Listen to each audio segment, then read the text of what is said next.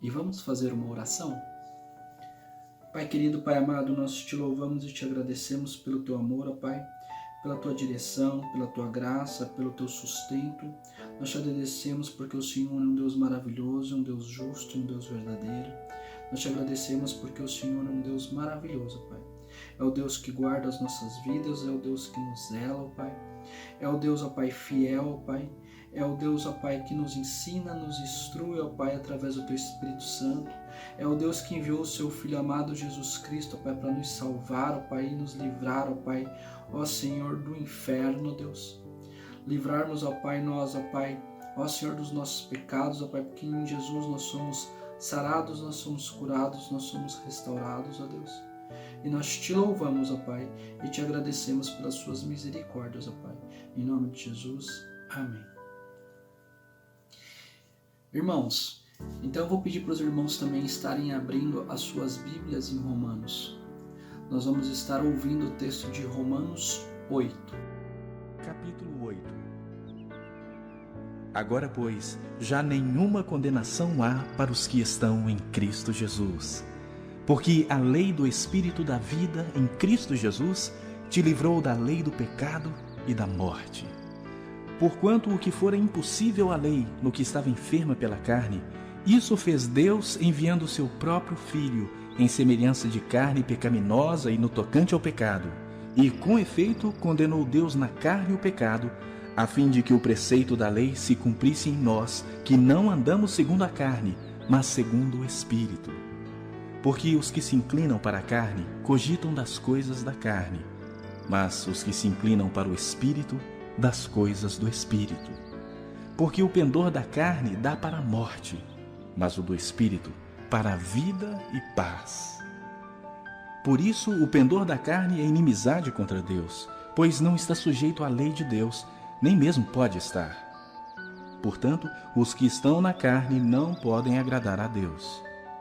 Vós, porém, não estáis na carne, mas no Espírito, se de fato o Espírito de Deus habita em vós. E se alguém não tem o Espírito de Cristo, esse tal não é dele.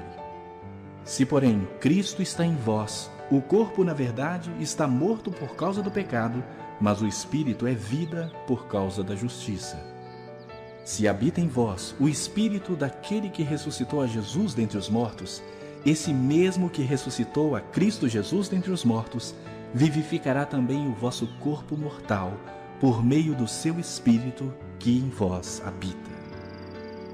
Assim, pois, irmãos, somos devedores não à carne, como se constrangidos a viver segundo a carne. Porque se viverdes segundo a carne, caminhais para a morte. Mas se pelo Espírito mortificardes os feitos do corpo, certamente vivereis.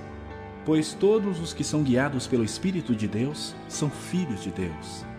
Porque não recebestes o espírito de escravidão para viverdes outra vez atemorizados, mas recebestes o espírito de adoção, baseados no qual clamamos: Abba, Pai. O próprio Espírito testifica com o nosso espírito que somos filhos de Deus. Ora, se somos filhos, somos também herdeiros, herdeiros de Deus e co-herdeiros com Cristo. Se com Ele sofremos, também com Ele seremos glorificados. Porque para mim tenho por certo que os sofrimentos do tempo presente não podem ser comparados com a glória a ser revelada em nós. A ardente expectativa da criação aguarda a revelação dos filhos de Deus. Pois a criação está sujeita à vaidade não voluntariamente, mas por causa daquele que a sujeitou, na esperança de que a própria criação será redimida do cativeiro da corrupção para a liberdade da glória dos filhos de Deus. Porque sabemos que toda a criação, a um só tempo, geme e suporta angústias até agora. E não somente ela, mas também nós, que temos as primícias do Espírito, igualmente gememos em nosso íntimo, aguardando a adoção de filhos, a redenção do nosso corpo. Porque na esperança fomos salvos. Ora, esperança que se vê não é esperança, pois o que alguém vê, como o espera? Mas se esperamos o que não vemos, com paciência o aguardamos. Também o Espírito semelhantemente nos assiste em nossa fraqueza, porque não sabemos orar como convém, mas o mesmo Espírito intercede por nós sobremaneira com gemidos inexprimíveis. E aquele que sonda os corações sabe qual é a mente do Espírito, porque, segundo a vontade de Deus, é que ele intercede pelos santos. Sabemos que todas as coisas cooperam para o bem daqueles que amam a Deus, daqueles que são chamados segundo o seu propósito. Porquanto aos que de antemão conheceu, também os predestinou para serem conformes à imagem do seu Filho, a fim de que ele seja o primogênito entre muitos irmãos. E aos que predestinou, a esses também chamou. E aos que chamou, a esses também justificou. E aos que justificou, a esses também glorificou. Que diremos, pois, à vista destas coisas? Se Deus é por nós, quem será contra nós? Aquele que não poupou o seu próprio Filho, antes por todos nós o entregou, porventura não nos dará graciosamente com ele todas as coisas? Quem intentará acusação contra os eleitos de Deus? É Deus quem os justifica. Quem os condenará? É Cristo Jesus quem morreu, ou antes, quem ressuscitou, o qual está à direita de Deus e também intercede por nós. Quem nos separará do amor de Cristo? Será tribulação, ou angústia, ou perseguição, ou fome, ou nudez, ou perigo, ou espada? Como está escrito: por amor de ti somos entregues à morte o dia todo. Fomos considerados como ovelhas para o matadouro. Em todas essas coisas, porém, somos mais que vencedores por meio daquele que nos amou. Porque eu estou bem certo de que nem a morte, nem a vida, nem os anjos, nem os principados, nem as coisas do presente, nem do porvir, nem os poderes, nem a altura, nem a profundidade, nem qualquer outra criatura poderá separar-nos do amor de Deus, que está em Cristo Jesus, nosso Senhor.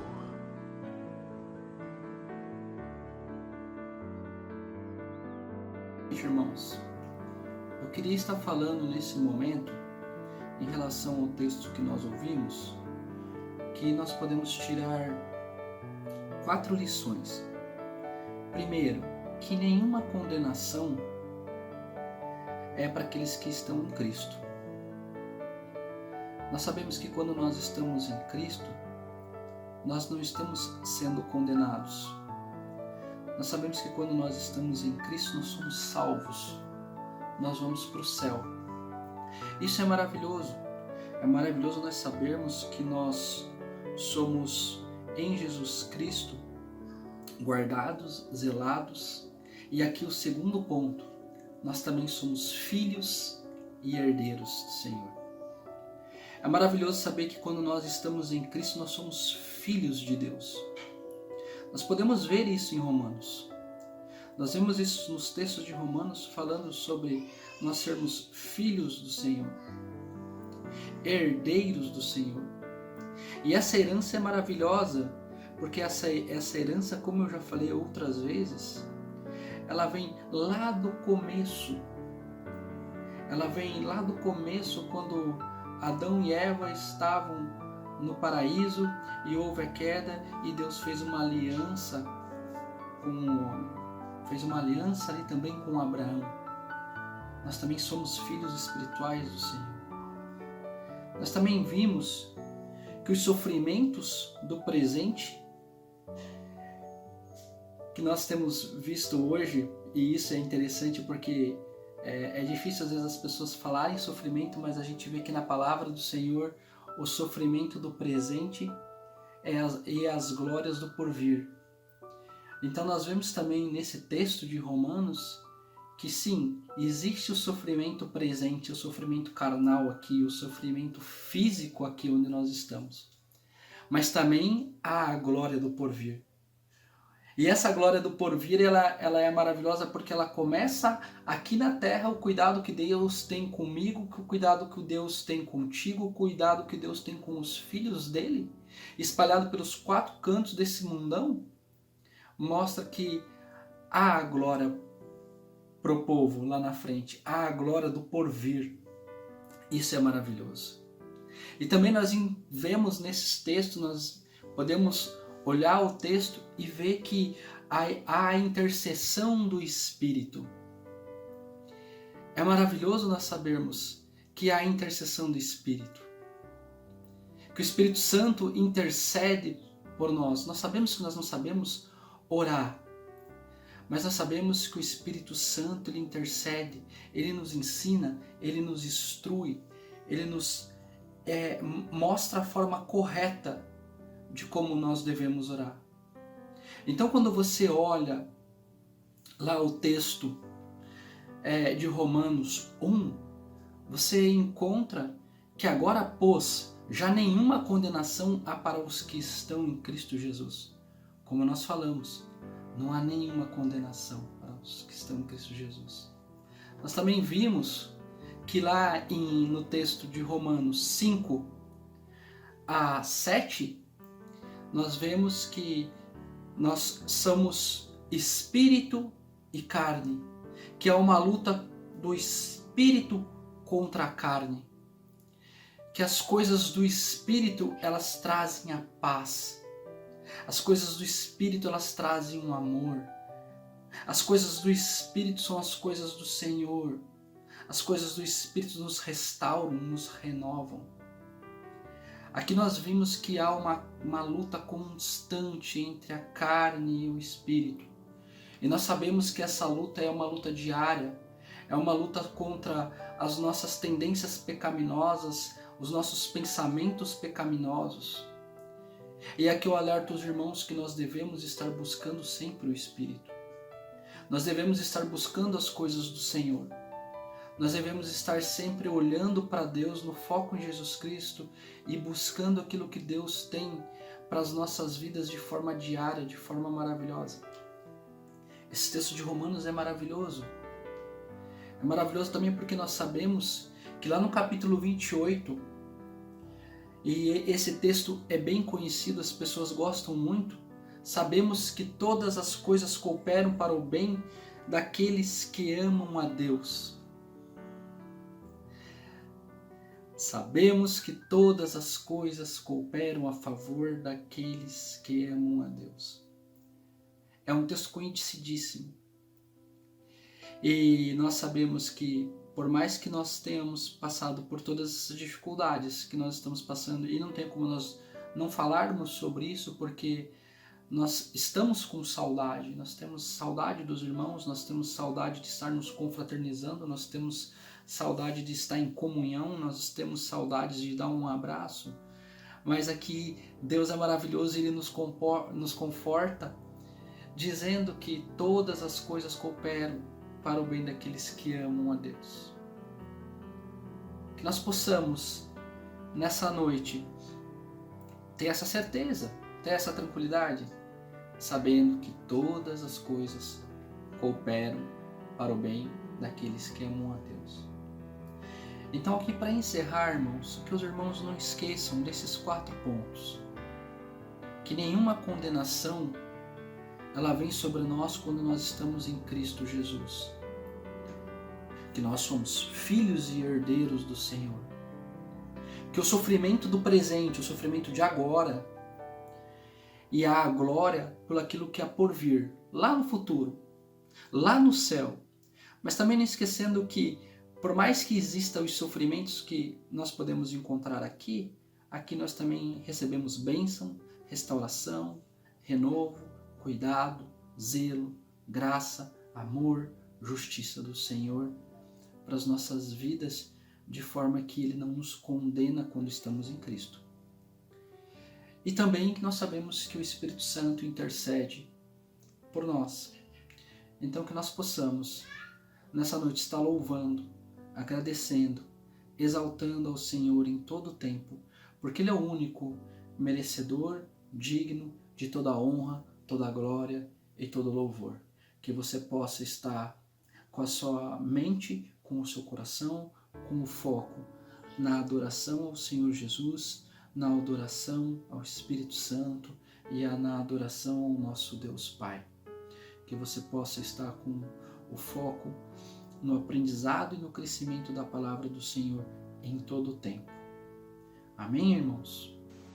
Olá, eu gostaria de ler com você um texto bíblico que se encontra no livro de Números, capítulo 11, do versículo 1 até o versículo 10. Queixou-se o povo de sua sorte aos ouvidos do Senhor.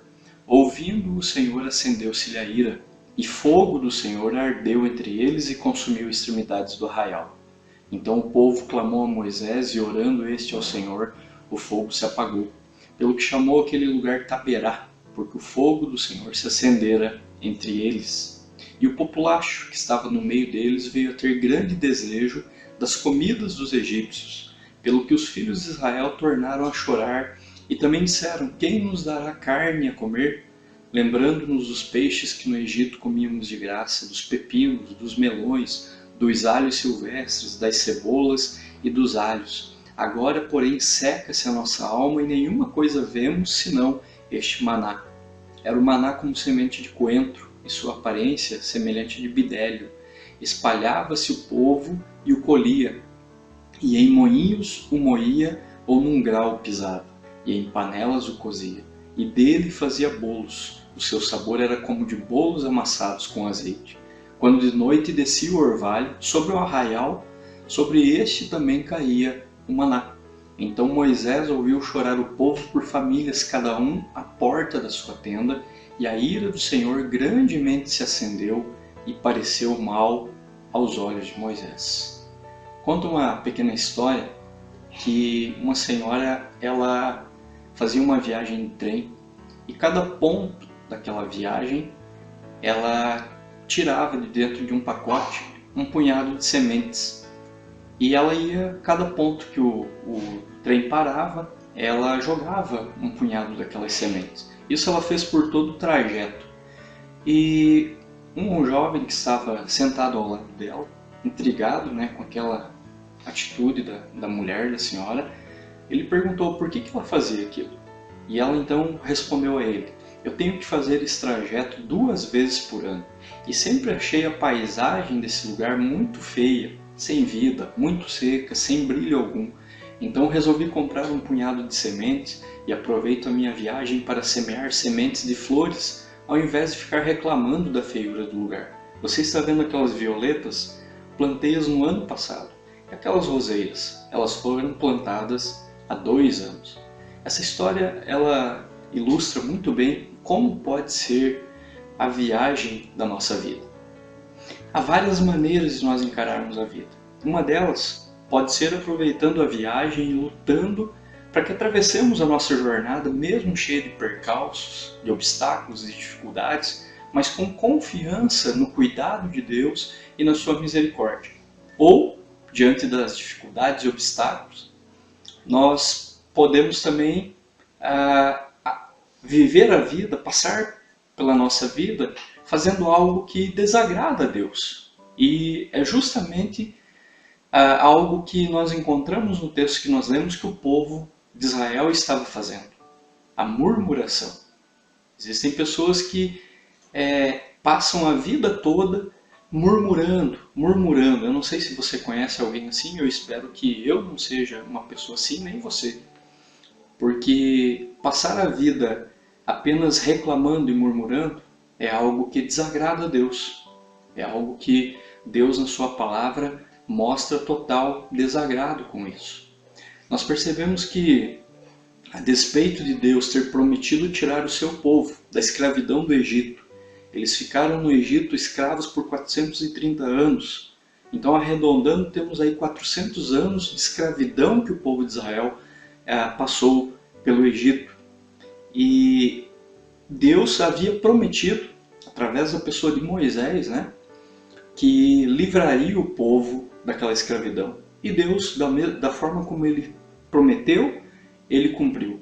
Mas a despeito de tudo isso, a despeito de Deus ter prometido tirá-los da escravidão e realmente ter cumprido essa promessa, e a despeito também de Deus ter prometido ao povo que na trajetória deles até a terra prometida, quando eles saíssem do Egito e fossem à terra que Deus havia prometido que ia dar para eles, uma terra que, diferente do Egito onde eles sofriam, seria uma terra próspera para eles, uma terra que emanaria leite e mel, onde eles estariam de fato livres E na presença de Deus, a despeito de tudo isso, o povo, nesse momento, que nós lemos o texto, Números 11, por influência de algumas pessoas que o texto chama de populacho, que eram pessoas que na saída do Egito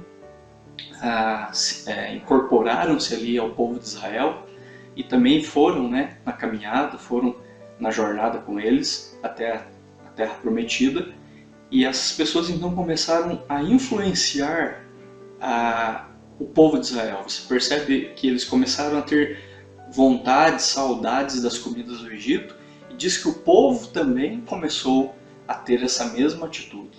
E que atitude era essa? Você percebe, até por uma expressão que o próprio texto traz, de choro, que eles estavam murmurando.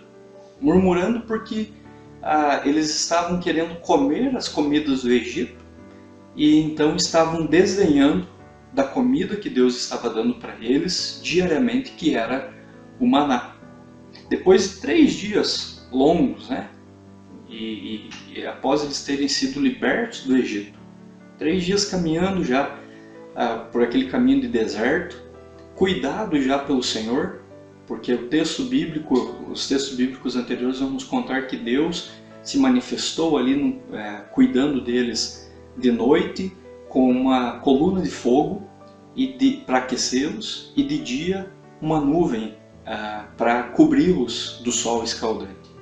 Então eles, depois de 3 dias estarem já livres da escravidão do Egito, terem passado a pé enxuto pelo meio do Mar Vermelho, terem até, logo após atravessarem o Mar Vermelho, entoado canções de louvor e vitórias, de honras a Deus, lá estavam eles murmurando contra Deus por tê-los trazido para o deserto, segundo eles, para passarem fome, sede e morrerem ali. Uma ideia totalmente distorcida sobre o que Deus havia falado e prometido para eles e sobre a pessoa de Deus, porque Deus, desde que prometeu tirá-los do Egito, já havia contado através de Moisés que havia um plano já estabelecido para eles, um plano bom, um plano de vida, um plano próspero, um plano que traria alegria e paz à vida deles. E pensemos uma coisa, se Deus quisesse tê-los matado de fato, como eles estavam alegando, Deus poderia ter deixado eles no Egito e eles teriam morrido e perecido pelas mãos de Faraó. Mas Deus não havia falado isso. Deus disse: eu vou libertá-los para levá-los a um lugar próspero que mana leite e mel. E essa murmuração, então, a palavra de Deus, ela sempre nos aponta que a murmuração é um pecado. E esse pecado foi uma constante, infelizmente, no meio do povo de Israel enquanto da travessia pelo deserto. Não foi o único momento que eles murmuraram aqui, mas esse momento em especial é porque logo após a saída do Egito, logo após verem já as maravilhas, os milagres que Deus estava fazendo no meio deles, e Deus cumprindo a sua promessa, então eles começam a pecar pela murmuração. E o pecado da murmuração, ele é motivado por uma antiga mania humana de não se contentar com o que nós temos. Sempre ter alguma coisa para reclamar. E conosco, a exemplo do povo de Israel, né, conosco não é diferente. Quantas vezes já nos pegamos cometendo esse pecado, que é um desrespeito com a pessoa de Deus? A murmuração, segundo um dicionário define, é falar mal de alguma coisa. E com relação ao povo de Deus, com relação à vida de pessoas que são povo de Deus, que estão debaixo da providência de Deus, é um pecado terrível. Porque quando nós murmuramos, a exemplo, né, do povo ali no texto, nós estamos falando mal contra o nosso Pai Celestial, contra o próprio Deus. E existem pessoas, e repito, espero que essas pessoas não seja eu e nem você, mas existem pessoas que só sabem reclamar da vida, parecendo crianças birrentas que não se satisfazem com nada. Tais pessoas veem dificuldade e problema em tudo. E tais pessoas não só prejudicam a si mesmas, como seus relacionamentos com as outras pessoas. ao ponto de afastar os outros dela. Afinal, ninguém aguenta um chato murmurador ao seu lado. É uma situação complicada. Percebemos então o quanto a murmuração é prejudicial para a vida de quem adota esse pecado como estilo de vida. E perceba no texto que era algo que o povo estava ali cometendo. E como todo pecado, a murmuração traz consigo consequências devastadoras e desastrosas e produz resultados maus para a vida de quem dela se utiliza. Fica aqui o primeiro questionamento. Você tem sido uma pessoa murmuradora? Você tem reclamado de tudo, especialmente no momento que estamos vivendo, de uma pandemia, de uma situação de crise, uma situação que nem eu e nem você temos a solução para ela? Qual tem sido a sua e a minha atitude? Temos encarado a vida e temos tentado, como dizem por aí, tocar a vida, mas dependentes e confiantes naquilo que Deus promete ao seu povo na sua palavra? Ou temos caído no pecado do populacho e murmurado contra a vida, murmurado contra a situação, murmurado contra o próprio Deus? E pensando nas consequências e resultados da murmuração, um dos resultados é que a murmuração pode mudar o pensamento.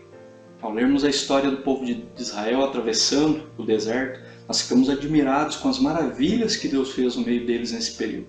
Especialmente por Deus tê-los tirado por meio de um lugar que não oferece praticamente nada, o deserto. Lemos que um lugar que é propício à morte, Deus agiu em favor deles, dando-lhes vida. É muito claro isso no texto. Deus, como eu falei anteriormente, Deus não nos levou ao deserto para matá-los, mas para levá-los a um lugar que Ele havia prometido. E mesmo assim, apesar de todo o cuidado que Deus teve com eles, nós lemos por diversas vezes nos textos bíblicos que o povo foi rebelde, ingrato, murmurador. Talvez em uma atitude de autopiedade, quando nós lemos essas passagens em que o povo de Deus está sendo ali cuidado por Deus e Deus está fazendo milagres e maravilhas no seu meio, nós somos levados a ter pensamentos talvez até autopiedosos, do tipo: mas como que o povo não pôde ser tão reclamão, vendo tudo que Deus estava fazendo? Será que eles não viam que Deus não os deixaria perecer? Se eu estivesse lá, eu não teria essa atitude, eu agiria de maneira diferente. Será mesmo? Será que nós não teríamos reclamado e não teríamos dado atenção à conversa fiada do populacho? Será que não teríamos deixado que o nosso pensamento sobre Deus fosse mudado e não teríamos começado a duvidar de Deus também? O povo deixou-se levar por pessoas que duvidavam da boa mão do Senhor e o pensamento mudou. E eles começaram também a desejar a comida que estava no Egito e agiram rejeitando o maná que Deus dava para eles diariamente e que os alimentava. Então nós percebemos que houve uma mudança de pensamento com relação não à situação em si, porque eles tinham o que comer. Perceba que eles não estavam passando fome, mas eles começaram a desejar um menu diferente, desejar algo que o seu estômago e o seu coração queriam, e não aquilo que Deus queria para eles. Então o pensamento deles naquele momento começou a mudar com relação à pessoa de Deus. Outra coisa, outro resultado, consequência da murmuração é que a murmuração ela nos torna mal agradecidos.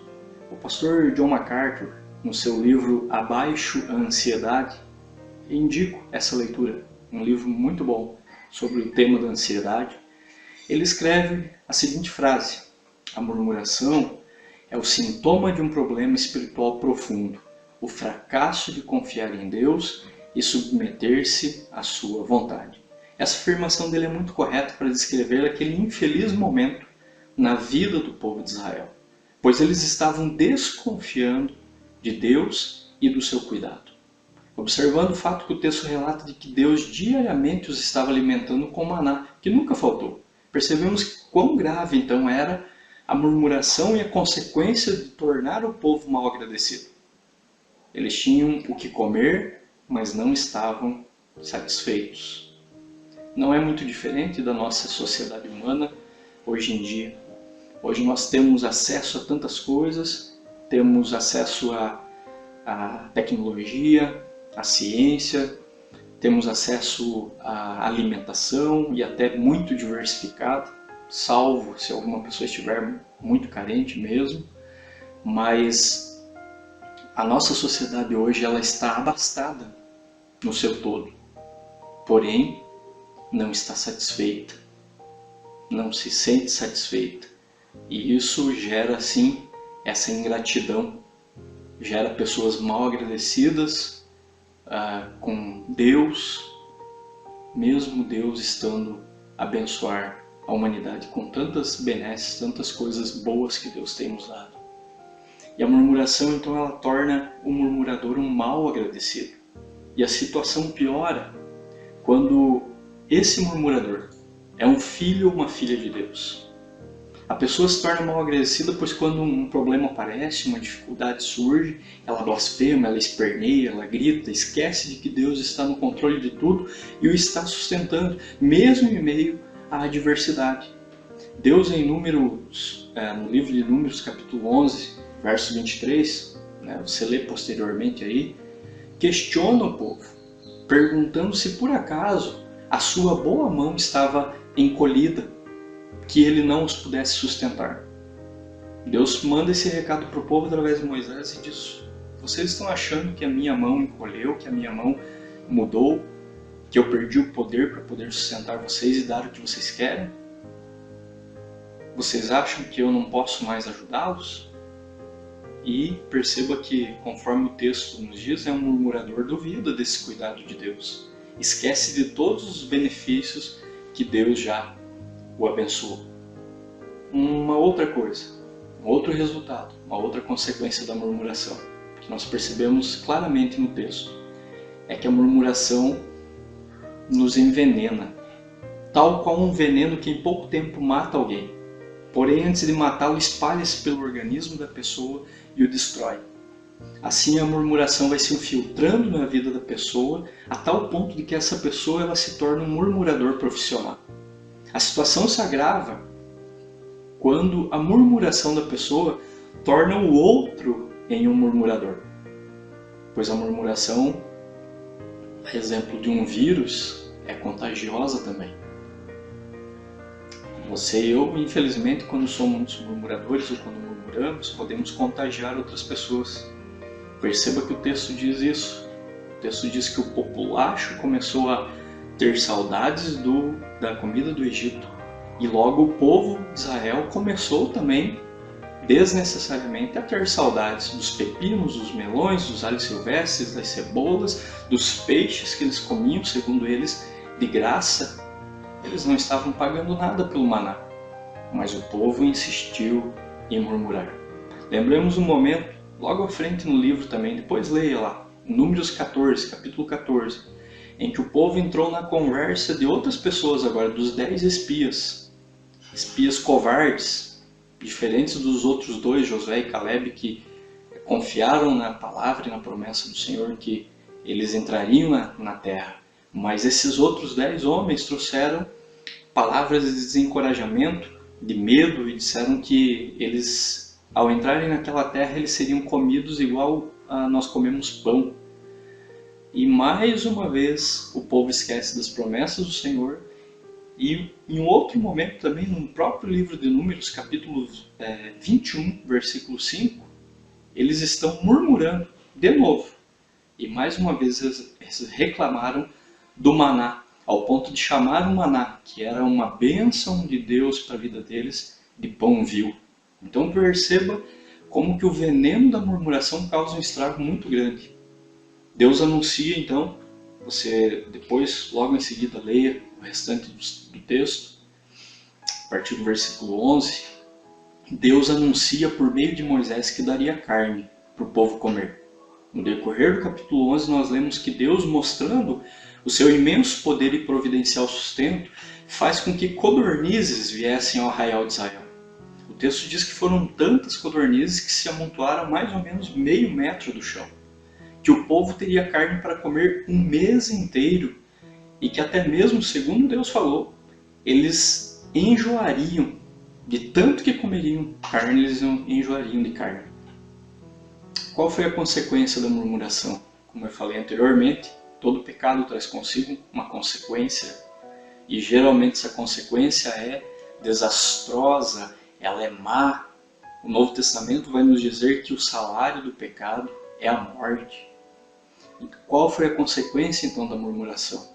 Deus trouxe sua ira sobre o povo.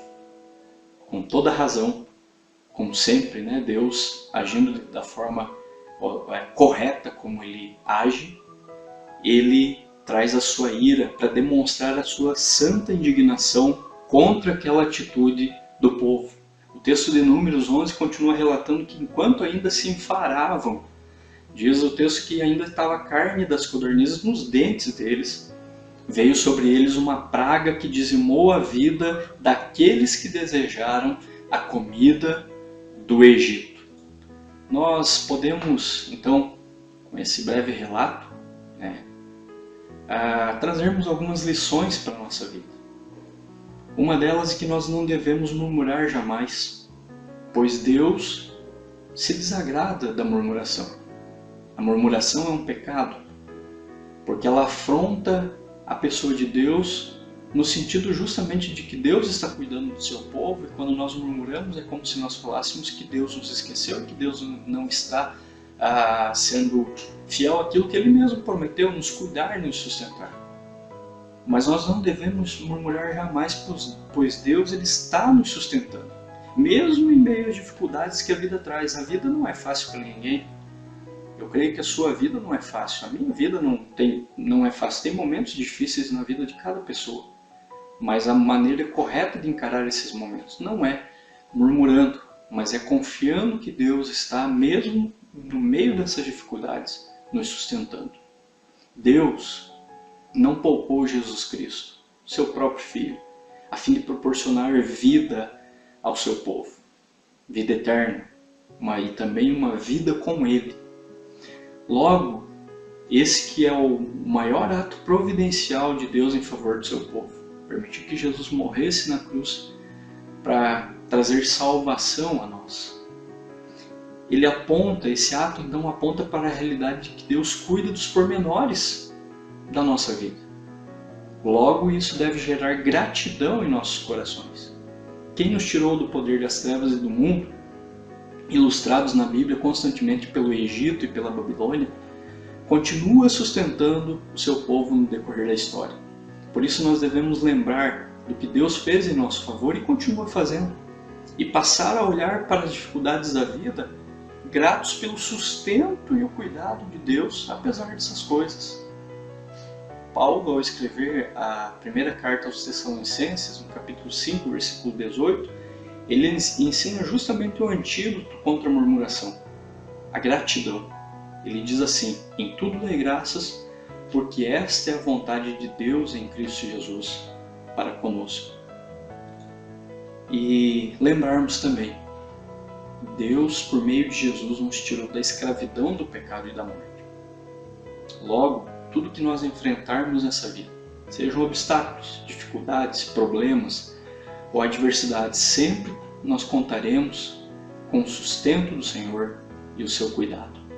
E assim temos condições de encarar a vida nessa certeza e confiança de que Deus está cuidando de nós, e tendo essa atitude, que um próprio Deus nos dá condições de tê-la.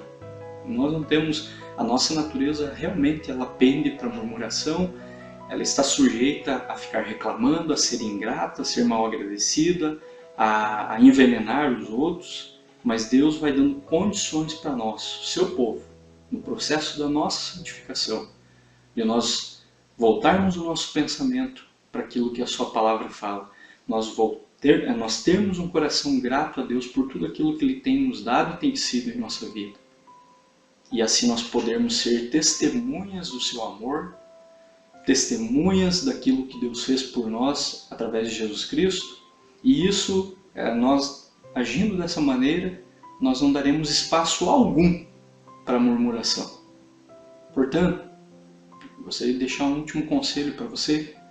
Não murmure. Honre a Deus por meio de Jesus na sua caminhada. Não seja um murmurador. Pare de reclamar. Não reclame da vida, não reclame das coisas que estão acontecendo. Não quer dizer que você tenha que estar satisfeito ou se agradar das coisas difíceis que acontecem. Não é isso. Mas não reclame. Confie no cuidado, na proteção, na providência do Senhor. E honre o nome de Deus na sua caminhada. Espalhe, conforme a nossa história, de ilustração nos falou, espalhe flores pelo meio do caminho, mesmo que o caminho não seja fácil. Não murmure. Não murmure. Que Deus te abençoe. Um abraço.